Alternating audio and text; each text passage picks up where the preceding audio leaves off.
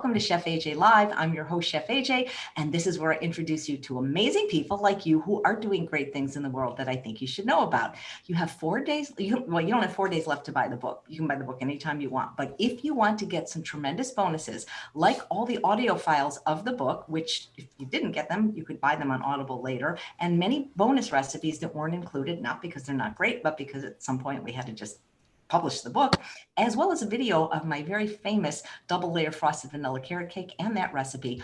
All you need to do is buy the book by Sunday, October 18th. I've got to put the year in, I realize, 2020. And by midnight, just email us the receipt to chefajbonus@yahoo.com and we will immediately send you all these bonuses. So what's interesting about today's guest is, like so many of the guests on the show, they come from other guests, either a recommendation of the guest or because you guys say, I'd sure like to meet that person. So we had on a wonderful chef who is the chef for Mama Says, who we love. It's a food delivery service of whole food plant-based, and she even has an SOS-free bundle, no sugar, no oil, no salt, that's Chef AJ approved, and that's Dr. Alan Goldhammer approved. So Chef Caroline was on the show, and she was talking about, she's very athletic. She went to Wheaton and she had this coach that was plant-based, and it just sounded really interesting. And people said, well, bring the coach on, bring the coach on. Well, the coach is on today, and they actually did a great story about him, Mama Says, which I'll link to in the show notes. But his name is Pauri Pandian, and he is now the coach, the tennis coach he was at Wheaton when Caroline knew him, but he is at Brandeis now. Please welcome Coach Pauri to the show. It's so nice to meet you.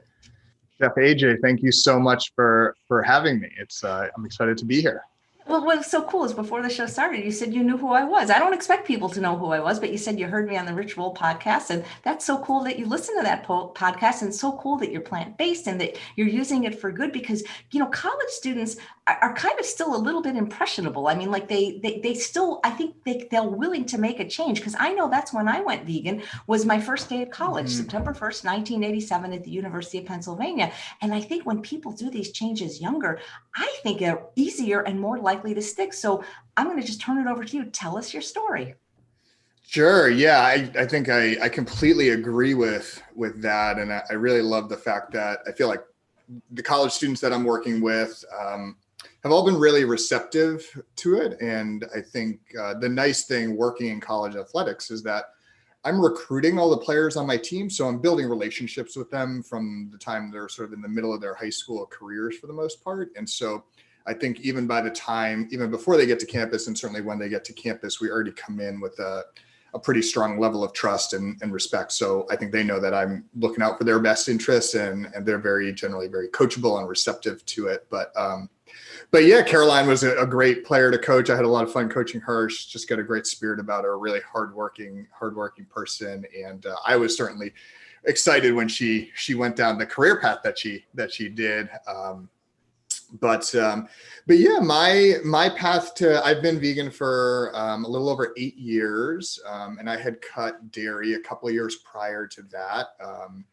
And I'm in my mid 30s now, but so I kind of made this switch in my later 20s, and something I wish I had done it much sooner, but I think we make changes in life when we make them and when we're ready for them. And so, but yeah, for me, I think looking back on it, kind of the start of this was almost in high school, where I kind of had some GI issues. It wasn't anything super serious, but it started sort of at the end of high school and then at the beginning of college. And I remember being at school, and I remember having some issues, and I went to the health center on campus, and then saw a physician in that area, and then saw my PCP, and then saw a GI specialist, and they had me try all sorts of medications and do all these different things, but not one of them actually asked me what my diet was like. And so I think they were just like, he's young, he's fit, there's got to be something weird going on. It can't be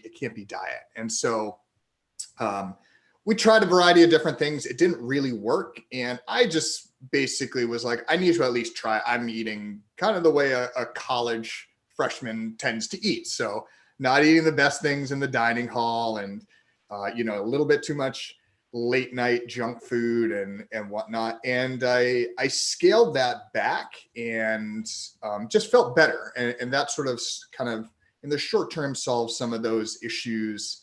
And I wasn't vegan by any stretch at that time. But that was sort of my first connection between nutrition and sort of just how I felt on a day-to-day basis, which was a really important thing that kind of probably like was one of the first steps in leading me down this path. And then I sort of started like making some different choices. I pretty much cut red meat from my diet, and I had switched to lower fat dairy. I think I found that foods with high fat contents and especially higher saturated fat contents seemed to kind of just aggravate my stomach. So I was kind of trying to scale those back. I think, the longer I've been vegan, I've sort of learned more about sort of differentiating between saturated fat from plant-based foods versus animal foods. But at the time I wasn't quite there. So after I finished my undergrad, I moved back to Boston, was living just a typical post-college life. I was a teaching pro at a health club outside of the city, and was doing that for a few years. Wasn't super healthy, but I felt okay. And after a few years of that, I had the opportunity to actually become the assistant coach at Brandeis, where I'm now the head coach. And after my first year, when I started there, I was part-time. And so I was still coaching at this club. And at the end of the academic year, I was just exhausted. I was on court probably 50 hours a week, whether it was teaching or hitting or whatever I was doing. And I knew that I needed to figure out something, because I loved what I was doing, but I just felt like what I was doing wasn't sustainable from a personal health standpoint. So I actually remember talking to a friend of mine in the coaching world, and he said that he had kind of gone through a similar experience, and he switched to a vegan diet, and it worked for him. And so I was certainly skeptical at first, which I think is not uncommon among athletes, certainly probably at that age as well. And when I started doing my research, I actually saw that even at that point, which was like 2012, there was more and more pro athletes that were kind of going down that route. I think Brendan Brazier is one of the more prominent ones. But in the tennis world, Venus and Serena Williams had gone plant-based. And I think they did it I think Venus had an autoimmune issue or something like that. And so that was the reason for it. But I was like, well, these are two of the greatest tennis players in the history of the sport that are going this route. That's certainly encouraging. And I had also started doing a little boxing in my free time around then. And Timothy Bradley was a boxer who was vegan, and Mac Danzig is I think a UFC fighter who is vegan. So I sort of started seeing these pro athletes doing that. And I always feel like pro athletes are going to do whatever gives them sort of the next best edge, and hopefully ideally in healthy ways. So I was like, all right, I'm going to give it a try for a couple of weeks. And it just went spectacularly well. And I felt so much better so quickly that I was like, I can't give this up. Like I felt too good. And actually after those first 2 weeks, I had a non-vegan meal, and I felt so bad after it that I was like, it really clicked in for me. And so yeah, that was over 8 years ago, and I don't see myself ever changing what I'm doing. So that brings us to more to today. That is fantastic. Now I have to know, who is this coach? Where does he coach? The one that tipped you off? He's in NorCal, actually. He's closer to you. He played college tennis at this small school in Kansas, and then was a teaching pro for a while. And now he teaches tennis up in the Bay Area, I think. And so haven't connected with him in a while, but he's certainly the one that sort of pushed me down this path. Well, connect with him and make sure he's still plant-based. Yeah. Oh, he definitely is. He definitely is. That's it. He's on Instagram. I know he's probably a bit more. I think he's probably a bit stricter with being more whole food plant-based than I am, but he's still on it. But yeah, I owe quite a bit of my life experience to that conversation with him. So which is it's funny how things sort of just play out like that sometimes. Here's a fun question from Pauline. Have you ever tried pickleball? I have, yes. I am not, there's a learning curve, so I'm not that good at it, but it's a fun sport. The funny thing is, I think with tennis coaches, they generally find their time playing other racket sports more so than tennis. Just because I think we're on the tennis court, we're teaching quite often. So, but they're all hard. The dimensions are different. The logistics of the sport are a little different. So I think we got some of the core skills, but yeah, I played a little bit of pickleball and a lot of beach tennis actually, whenever I can find that as well. I love pickleball. It's very popular where I live in the desert, but I tore my rotator cuff playing, Oh, no. and it's been almost 8 months, and I still can't play. It's killing me, but it's so fun. I have friends that are teachers, maybe on the high school level, maybe they teach biology or they even teach at college. And like, you can't like force your students to go vegan, but they subtly make recommendations. Like maybe in the class, they might show a film like Forks Over Knives. And I'm wondering if you ever suggest to your students to watch Game Changers. Yeah, I whether it's Game Changers, Forks Over Knives, I think I kind of we'll kind of try to connect them with wherever their interest lies. So if it's like purely from an athletic standpoint, then Game Changers and Forks Over Knives are great. If it's someone who's sort of potentially interested in it from an environmental perspective, I'll be like, oh, have you watched Cowspiracy? And go down that route. But yeah, I think you're 100% right. It's sort of just planting seeds. And the way I like to think about it is I just try to model what I'm doing and sort of figure out where their interests lie. I think some of the challenges with like Game Changers or Forks Over Knives, once you watch it, you know that it's not like a dry documentary. It's really engaging. It's really easy to watch. But sometimes being like, oh, here's this great documentary to watch. People aren't always as enthusiastic in that way until they watch it. And then they're like, oh, this was great. But yeah, trying to just figure out what the best way to connect with each person is in that regard. Do you get new students every year or like, because if they're on a team, they're staying there the whole time they're in college? Mm-hmm.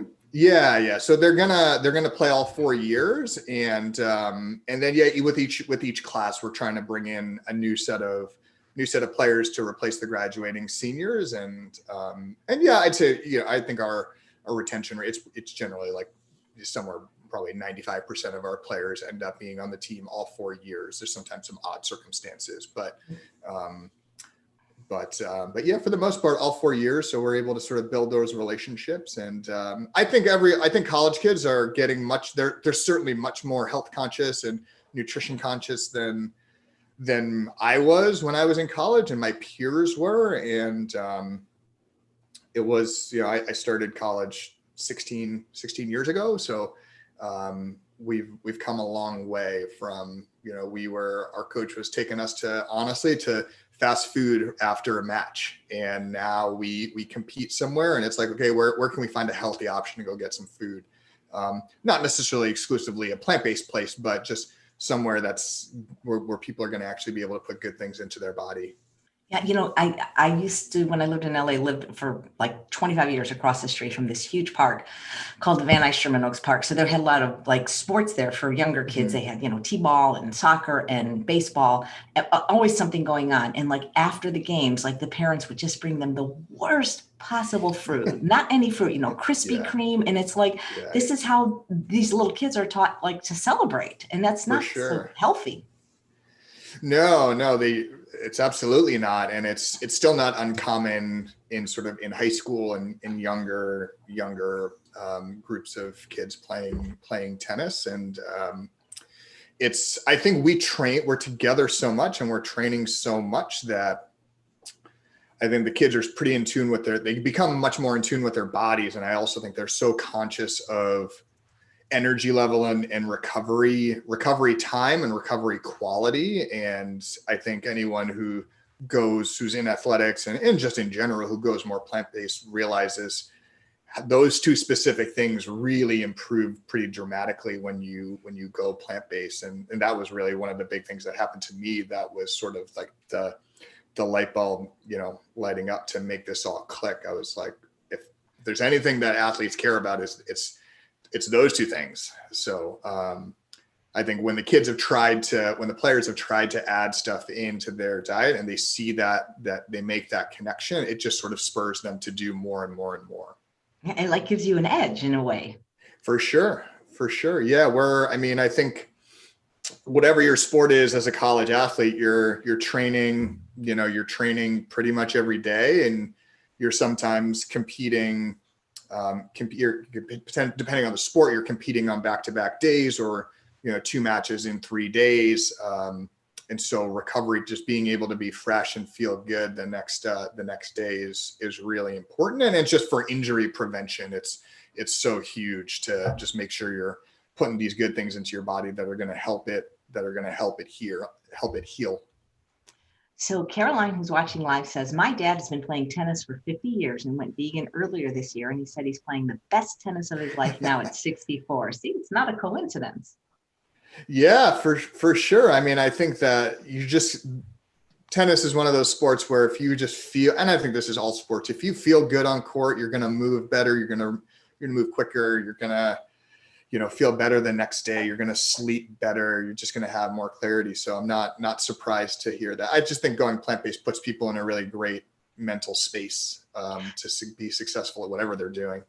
Other than Chef Caroline, how many other players would you say you have influenced that maybe still are plant-based? And do you ever go to somebody when you're working with them, or maybe they had a match and you said, well, if you had been vegan, you might have won? I don't know if I'm quite so blunt about it. I have a few players, a couple of Caroline's teammates actually, who are still fully vegan, and then a lot of people that have sort of just dramatically increased the amount of plant-based foods that they're eating. I have one player on my team, on a men's team that I coached years ago, who he wasn't feeling great on court. He felt slow. He felt like he wasn't recovering quickly, and he cut. I was like, let's try cutting dairy. Let's see how that goes. And he has done that for probably 5 or 6 years at this point. So he saw pretty quick results from that, which was great. So, but yeah, I think the way that I will sometimes word it to my players and to people, if they don't feel great after a training session or after competition, is like, okay, well, what did you put in your body? What have you been putting in your body recently? And sort of helping them sort of make those connections on their own, as opposed to, I feel like if I'm like, well, you should have done this, they're going to sort of tune out a little bit. And so yeah, just trying to help them make those connections on their own. Well, what I love about your story and the opportunity to interview you is, not everybody goes vegan because they saw a PBS special with Dr. Furman or Dr. Greger. And while many have, there are so many quiet everyday heroes. And I always think about the saying, to teach is to touch a life forever. And imagine how Caroline's life would have been different if she hadn't met you and gone vegan. Now look what she's doing in the world, eating amazing plant-based food because a coach in college told her about the plant-based diet. And see, I love these kind of stories, because this is how people make a difference, is just kind of quietly in their life, influencing people or the way you are. So I just think it's really cool. And thank you for doing that, because it's so awesome. Well, I appreciate the kind words. And I think the change happened to me by a lot of little things happening along the way. And it's hard to imagine how my life would be different, or how I could sort of exist almost 8 years after making this change, where I feel like it's such a strong part of how I think through my day. There's not a lot of things that you're thinking about, multiple times a day, every single day, but what you're putting in your body is certainly one of them, and one of the most significant ones. And so, and I think as a teacher, it's sort of beyond winning tennis matches and, getting players ranked and winning awards and all that stuff. I think my responsibility as a coach for all of the student athletes on my teams is to just really help them develop into the best version of themselves, and just broad health and wellness is a huge part of that. And, they're eventually going to have their own families, and they're going to be influencing other people. Right. And so I think that the more I can sort of get them moving along this type of path where they're putting better quality things into their body, the more they're going to be inspired to continue it and hopefully inspire other people to do so as well. So we got a lot of questions on what you're recommending. So Jennifer says, I'm curious, what is his go-to pre-match meal or recovery meal? And then Matt says, what are some of your go-to foods meals that you eat before training and matches?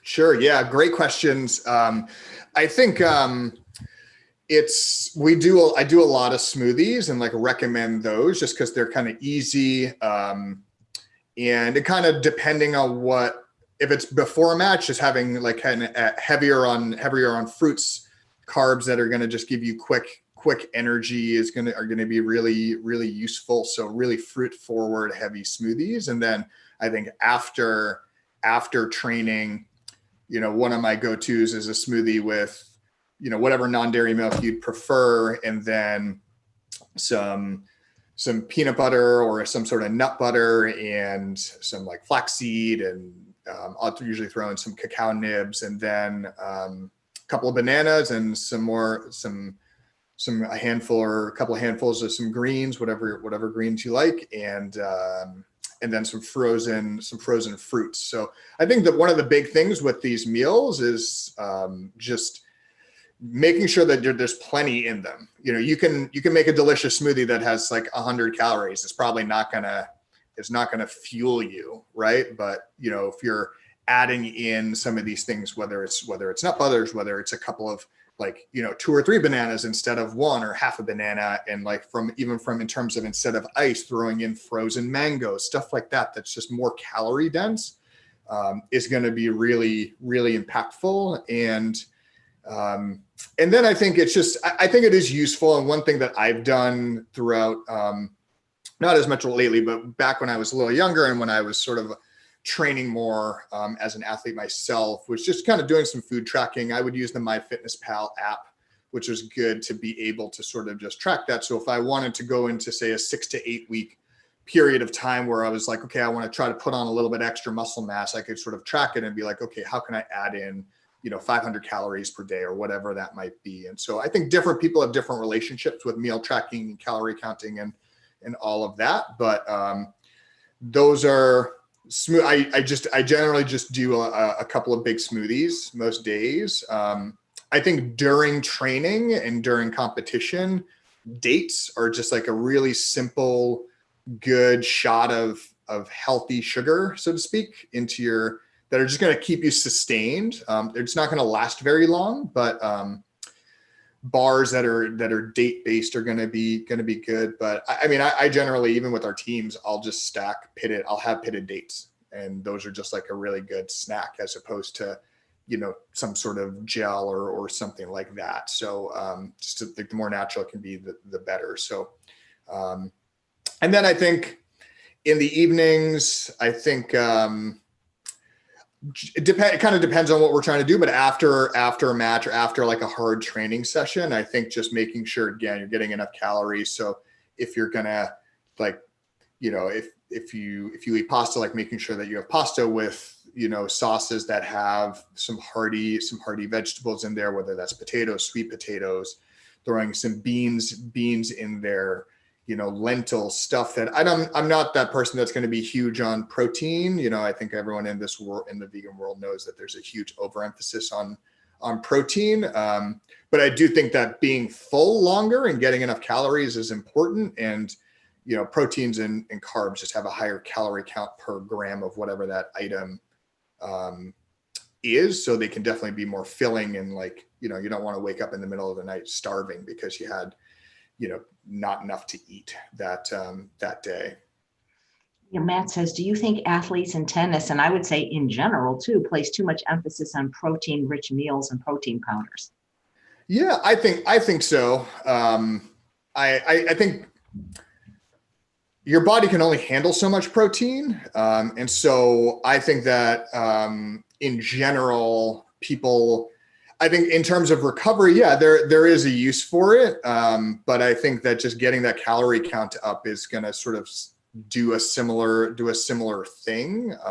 Proteins, in some cases, will just keep you full a little bit longer. So if you don't feel like you want to eat like all the time, then adding in some protein-rich meals is just going to, prevent that from happening. And I think for people that are in more strict weight training programs or in bodybuilding or like that type of stuff, I think that there is some nuance there towards that, but it kind of just, I think it's overemphasized. I'm not sure. I forget where I remember reading this, but I think I want to say in the late 60s, George McGovern, the old senator, commissioned the McGovern report, right, where he wanted to talk about basically how people in the US were eating too much meat and dairy. And then there was a huge lobbying effort against it. And they started breaking it down into the component parts. And they were like, well, saturated fat isn't good from red meat isn't good, but you need protein. And that was my understanding, is that was one of the ways that the vocabulary around a lot of this changed within the country. And so now products they sell more if they list the word protein in big letters on their packaging. And so I think we got to just be cognizant of why we're wired to preference certain things more than others. So I remember reading that and being like, oh, like I don't need that much protein. So yeah. I imagine the people that you coach, they probably don't have weight problems. I'm wondering, like, the other students at the school, have you noticed obesity increasing in general? I don't think it's been dramatic on college campuses. I actually think that because colleges, and I've worked at 2 different colleges in my career. So, and I went to one other that were all kind of pretty similar in their style. So based on my experience, I think one of the things that we are seeing is that people are coming to college with more specific diets they follow or more food restrictions. And so colleges are really being forced to have to accommodate that, which is really a great thing. And so I haven't noticed an increase in that. I actually think that I've been pretty happy with how much more health conscious people are becoming. I would imagine that there's generally going to be some challenges more around gender. And I think that, for college age women, just having really great positive body image perspectives goes a long way. And it's just to make sure that they're eating enough and eating good things. So I think that's definitely part of it. And even within athletics, that's something that we need to be cognizant of, because, those 2 things, when we're in season, I don't really want my players losing weight. Like we're training hard. You got to make sure that you're eating enough to fuel what you're doing. And so I think that I've been happy that colleges in general, I think, are recognizing that, and they're trying to give kids resources and support groups and information about how best to manage that on campus. That's great. Well, Caroline filled me in a little bit about you, and she said your dad's actually a cardiologist, but he doesn't seem to either follow or believe in this diet. Correct. Yeah, he is a cardiologist. He did. I think he's very much. He's kind of, that Michael Pollan phrase: "Eat food, not too much, mostly plants." He's kind of more in line with that line of thinking, where he's basically like, everything is probably okay in moderation, and it's going to be more, for most people, it's going to be more sustainable. That being said, my mom does most of the cooking at home, and she cooks a very vegetarian heavy diet. So he says he doesn't subscribe to it, but in fact, he is eating largely vegetarian and a lot of vegan food.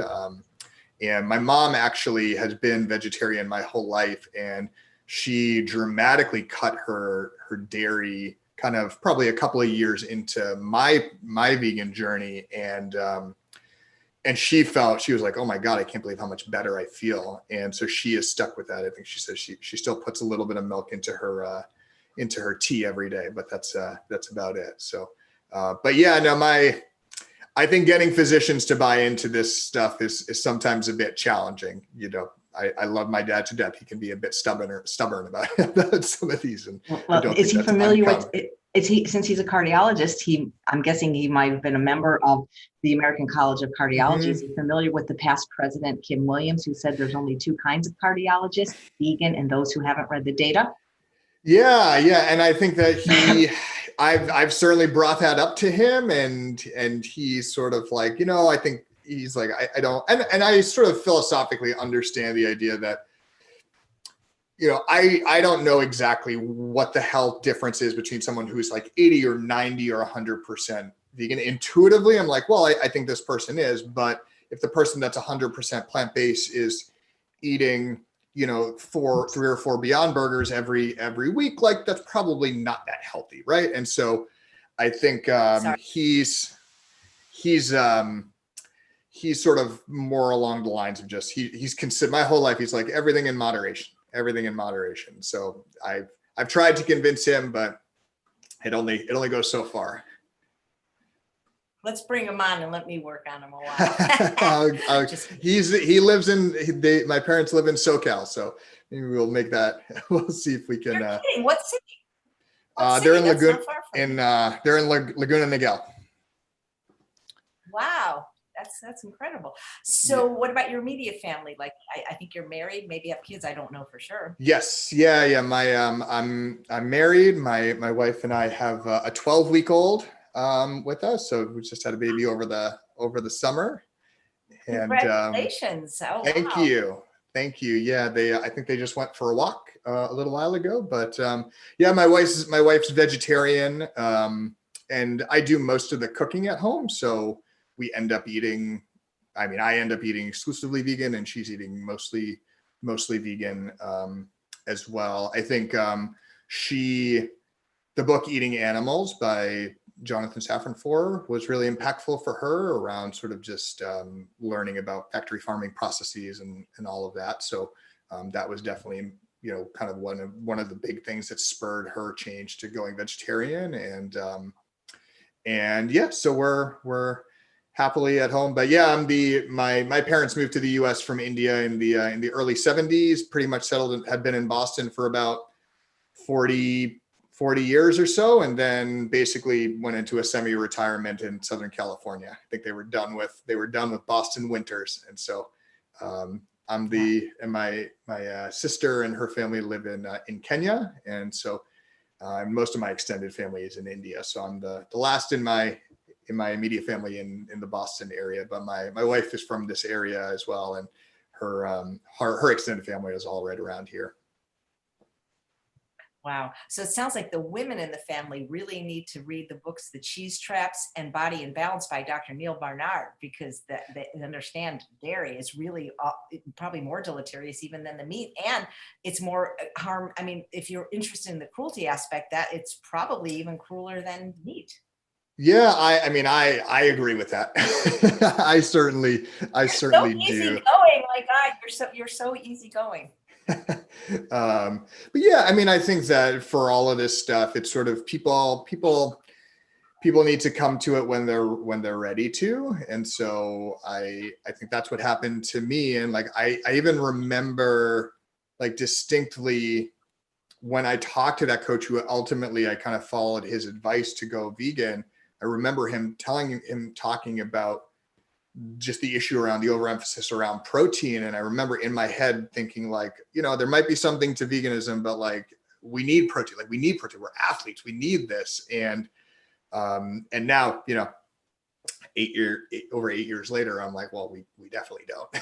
But that was my initial response. So I think it's going to be a process for everyone, sort of how they come to it. And so I think that early on, my first few years, I was probably tried to be a little bit more pushy or harsher about how I was communicating about it with people. And now I'm like, everyone's got to do what they feel like is best and what feels healthy to them. What about any other of the coaches and the other athletics in your school, or anybody else like you? Be able to, I think we have a number. I think like a lot of people who are who really drastically reduced or stopped consuming dairy. And then I believe there's one other coach in my department I believe our assistant men's basketball coach, who I think is also pretty much vegan. And then a lot of people who are either just like scaling it back. And even, pre-pandemic, I think just even going out to grab a bite with people, you just sort of see, I mean, I think that the type of things people are ordering now compared to 10 years ago when I first got into college coaching are drastically different. And I think the nice thing being in the Boston area, and I would imagine near most cities, is that it's become a lot easier to have accessible, like for vegan food to be really accessible without having to cook all the time. And I say that with Boston's okay. It's certainly not Southern California or Denver or Asheville or any of those type of places, but there's definitely pretty much everywhere you go now, there's going to be something on the menu that works and plenty of really good options at specific places. You mentioned your sister lives in Africa. That's so cool because I'm hosting this GI Health Summit next month.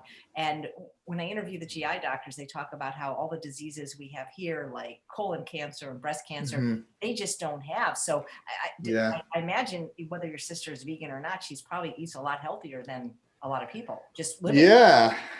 And she's not, she doesn't, they don't eat a tremendous amount of meat. I think they like, it's, I would say they're mostly vegan, but certainly not all the way vegan. My brother-in-law was actually strictly vegan for for a little bit after I had gone vegan, and actually they've kind of hopped around a little bit. But I think I forget if we were on vacation somewhere or I was just visiting them, and he was like, "This is much easier than I thought it was going to be," and so I think he had.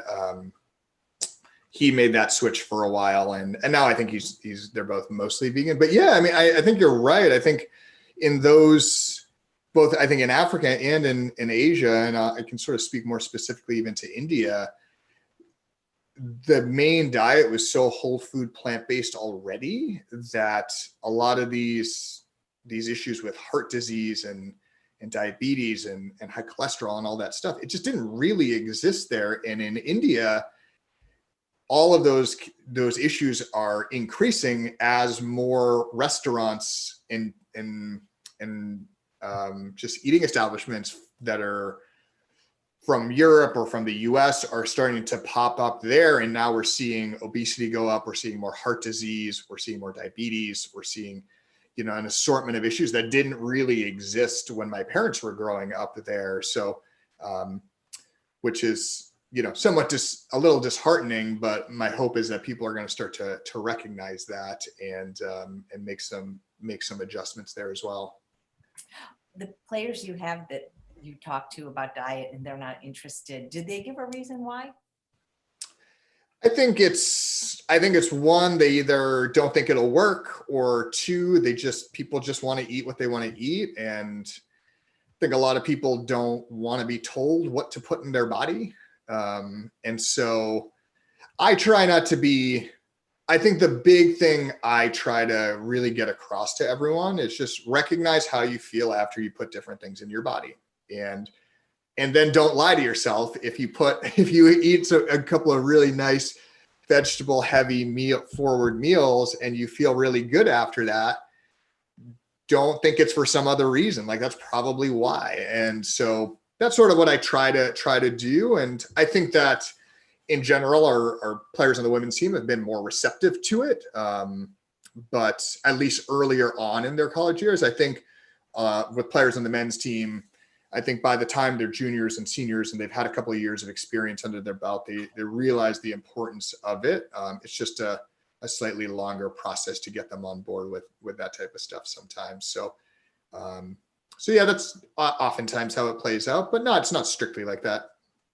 For those that aren't interested in vegan, do you ever just say, well, just at least don't eat processed food like sugar? Like that's not going to help your game. Yeah.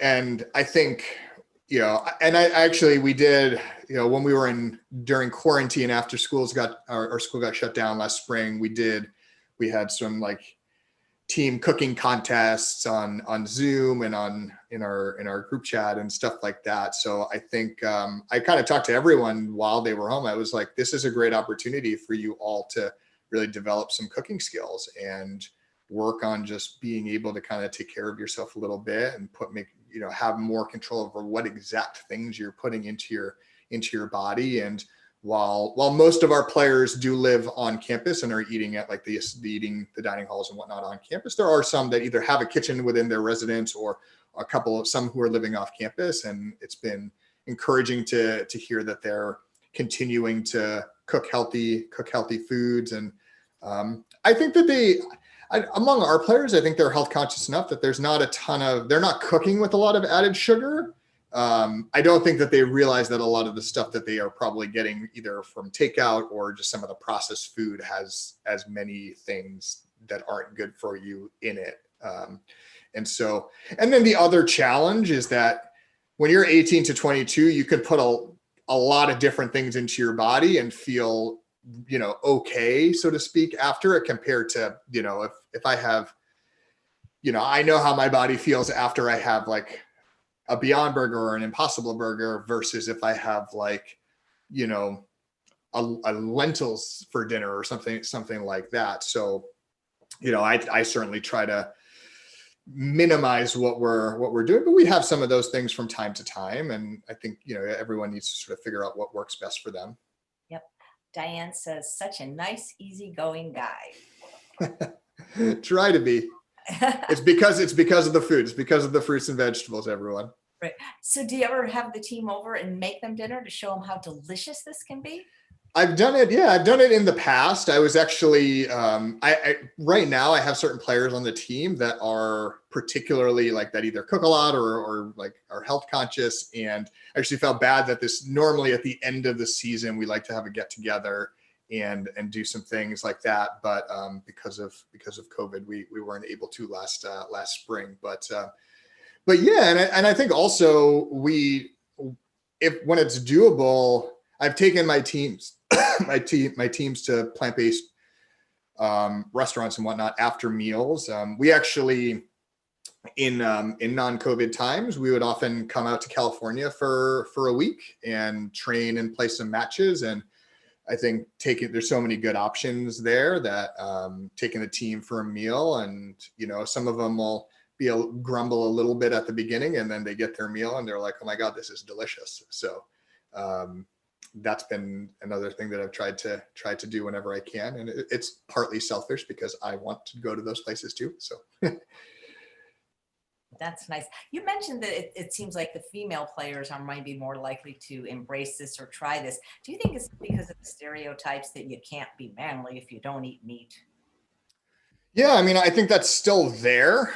I think that's still there a little bit. I think it's decreasing. And I've actually done some when I was at Wheaton, actually, when I was coaching Caroline, I was doing some healthy masculinity work on campus within athletics to really kind of try to break down just a lot of the different things that go into that type of perspective.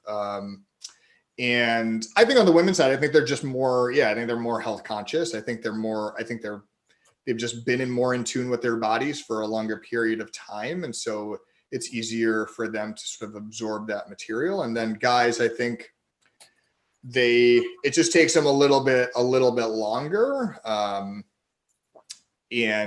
I think it's also changing because I think it's becoming more and more common that they aren't as judgmental about it. I don't know if that's different across different sports. I don't know how,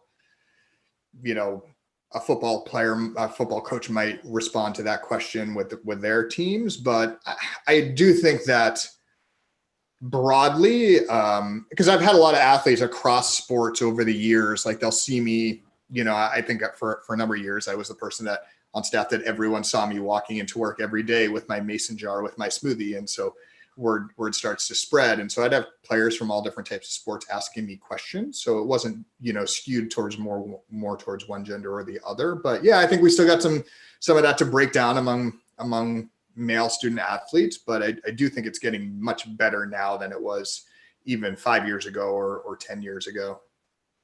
Nice. Do you coach singles, doubles, both?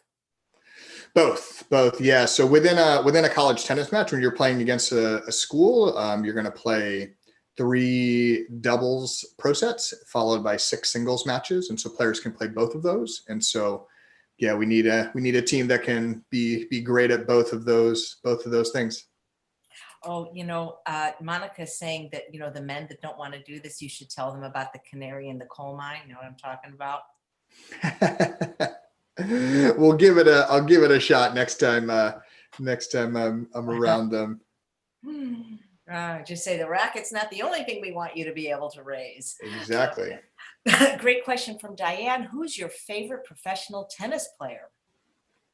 That is a good question. I think I think among active players, this is going to sound a bit cliche, but Roger Federer has been my favorite for a while. I think I tried to play like him, do a very poor imitation of him on court, but I think stylistically I always gravitated towards him. And an older player that I used to, when I was younger, that I used to love was this Brazilian player named Gustavo Kuerten on the men's side. And then on the women's side, there's a player that she probably retired 7 or 8 years ago named Justine Henin Arden. And she just loved the way that she used to play. And among the current crop of pro women's players, Naomi Osaka is just phenomenal. I actually got to meet her very, very briefly a few years ago. And this was before she kind of just exploded on the scene, but it was cool to meet her right before all that happened. That's neat. How old is your kid going to have to be before you put a tennis racket in his hand? Probably we got at least a few more years to get there, and we'll see what type of sports or whatever his interests are. I mean, I was really fortunate. I played soccer, basketball, and tennis growing up, and kind of eventually just started specializing and focusing on tennis when I got to high school. But I think people in the U.S. generally specialize a little too early, and so I think that if he's interested in playing sports, we'll have him play a bunch of different sports for quite a while. But yeah, we'll get a tennis racket into his hands every now and then, for sure. It's a good sport to know, one of the few sports you truly can play for most of your life. That is cool. Do you have any pets? Someone asks.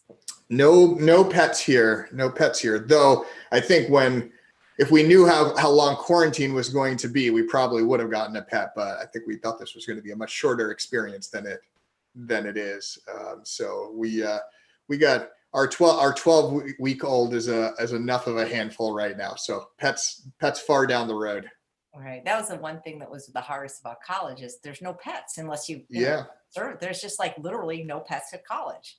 Exactly. It was funny when I was at Wheaton, when I was coaching Caroline, the people would take whether it was like staff or faculty or people that lived in the area would take their pets for walks. And it was, I'd say at least a couple times a week, our entire practice would get disrupted by someone walking their dog right next to our courts, and everyone would stop whatever they were doing just to go say hi and hang out with the dog or dogs that were going by. And I was like, well, I understand. I can't blame them for wanting to do that. I think that would help the stress a lot. And we're still kind of under quarantine here.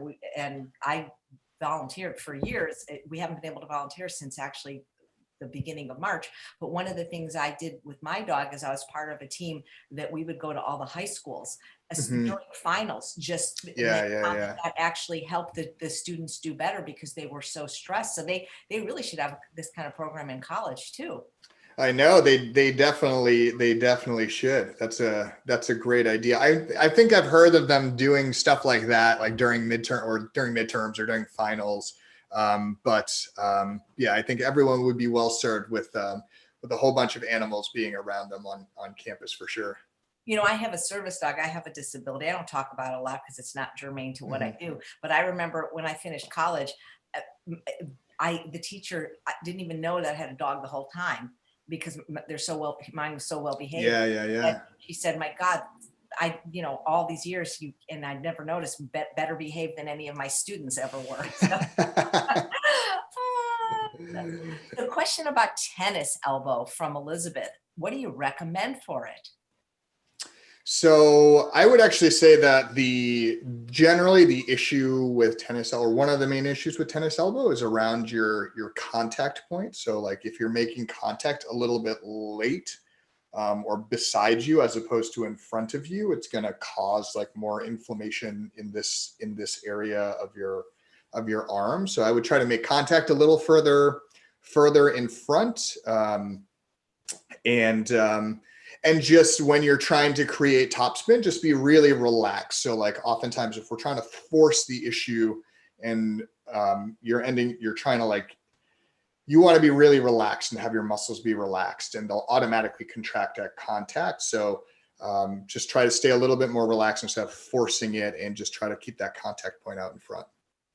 So Carla says, please let Coach know that he and the team are welcome to come to our West End Tennis Club in Torrance, California. The team can work out on our courts, and there are plenty of vegan options around. And Torrance is not that far from where your parents live. That sounds like a fantastic idea. I don't know what our travel schedule is going to be like because of COVID, but I can almost certainly promise you that in probably February of 2022, we'll be out there with the team. So I'm gonna take you up on that. Okay, I'll connect. Write me through the mailing list, and I'll introduce you guys. So here's a question on sodium for athletes. What do you recommend?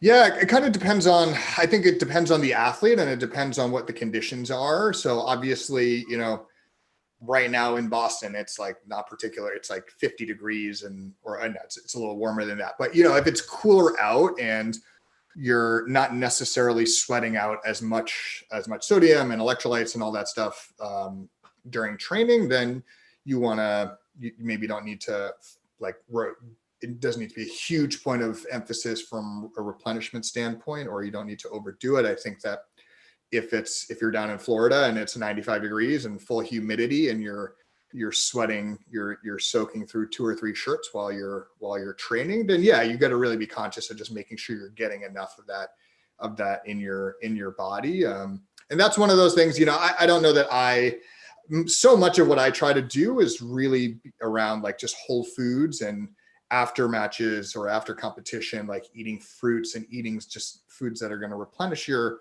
electrolytes and just keep your energy up, in addition to like stuff that's going to be more slower to process, like lentils, beans, legumes, that type of grains, that type of stuff. So I would, I don't focus as much on sort of like the smaller micronutrients, but it's obviously important. And it's sort of like if you feel like you're not feeling great recovery wise, then you want to make sure you're boosting your sodium, all of your electrolytes, et cetera. Cool. Somebody's watching from Framingham, says hello. Any exercises to improve backhand? Ann wants to know. Backhand is so hard. Like even in pickleball, I wish there was a way you never had to do backhand.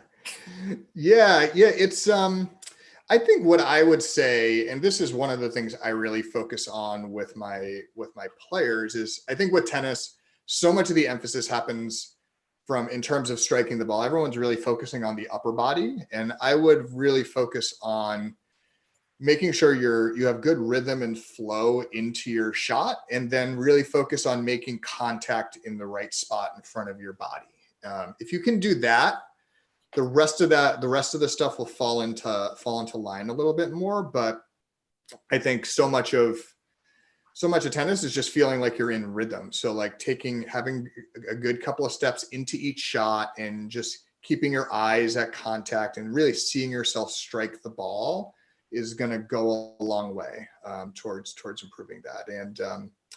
And yeah, if without seeing you hit a tennis ball, that's probably the most significant advice I can give you in that regard. Pauline says, do you do any volunteer coaching with kids' recreational programs? I have in the past. Right now, it kind of, it depends on sort of what's going on. Our teams have we do, this is all kind of on hold with COVID, but for about the past, actually more than 10 years, we've been volunteering with Acing Autism, which is an organization that teaches tennis to students on the autism spectrum. So we've had players volunteering and going to teach kids most weekends for a long time, and sadly that is all on hold because of COVID. But we'll hopefully be back to that whenever it's safe to do so. Did you know that near where I live, called Indian Wells, there's this really famous tennis tournament every year? Mm-hmm. Yeah. That's a fun. You got to go whenever the next time it's held is, and they're allowing spectators. It's a pretty incredible place to go. Have you ever attended, or do you have any plans? I've been to the facility. I haven't been at the tournament before, but it's interesting. People always sort of focus on the Grand Slams and the U.S. Open, and all of those are really fun, but some of these other events like Indian Wells, some of the other Master Series events are just, the facilities are smaller. So you're just much closer to the court. So it's still all the top players playing. You just now are seeing them from a better vantage point, and you're more likely to go see them practicing and just kind of hanging around the facility. So that's really one of the best tournaments I think anyone can go to. So I'm jealous of how close you are to it. I drive by it almost every time I'm in the car. You just can't, it's right here. So cool. Well, if you ever come to the area, please look me up and I'll make you a delicious meal, and we'll Zoom with your parents. I'll do a little intervention. I'm just kidding. I'm not as scary as I sound, really. But the thing that's so great about what you're doing is kind of, even if everybody that's already vegan influenced one person, can you imagine the ramifications? Yeah. And I think that it's been really encouraging just to see just the growth of plant-based foods and the popularity of it around the country. I think that doesn't happen without a lot of people really loving and believing in what they're doing. And so, I think for all of us, it's just trying to first model what we want to see other people do, and then just continue to give people the tools to make sustainable changes in their own lives in ways that make sense to them. So thank you for doing that. And I really appreciate what you're doing. It's been wonderful meeting you and talking to you. Is there anything else you want people to leave people with, or want them to know, either about not a ton. I think just do what feels right to you, and try to, when you're trying to, it can sometimes be a little tricky to change any part of your lifestyle. So try to do it without judgment. If you try going plant-based for a couple of weeks and then you really want to have a non-vegan meal, like go have it. That doesn't mean you failed. It means that you did a great job being vegan for a couple of weeks, and just like do what feels right to you. And everyone ticks a little bit differently, but trying to just do your best to just try to make healthy changes, and slowly increase the amount of plant-based food that you're consuming, and trust how you feel.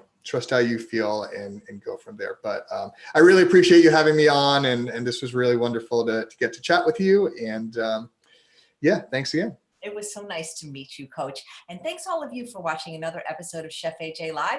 If you come back at 3 p.m. today, Sandy Pluis will be making potato waffles from Australia, and she's going to show you how to make them even if you don't have a waffle iron. And tomorrow we have 3 live shows, including none other than Dr. John McDougall, Dr. Jen Hawk, and Dr. Doug Lyle. Thanks again, Coach. It was so nice to meet you. Thank you. Bye.